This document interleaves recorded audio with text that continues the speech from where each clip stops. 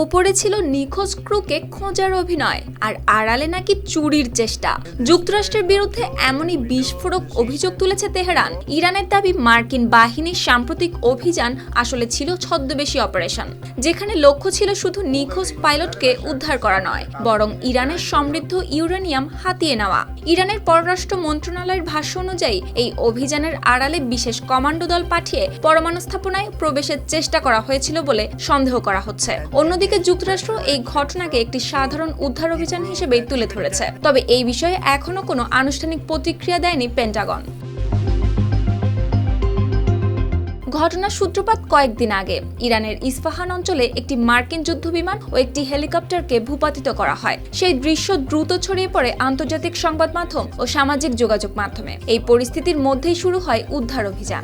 Trump এই মিশনকে একটি সাহসী উদ্ধার অভিযান হিসেবে তুলে ধরেন, কিন্তু ইরান বলছে পরমাণু সক্ষমতায় আঘাত হানা এবং গুরুত্বপূর্ণ সম্পদ সরিয়ে নেওয়াই ছিল আমেরিকার উদ্দেশ্য।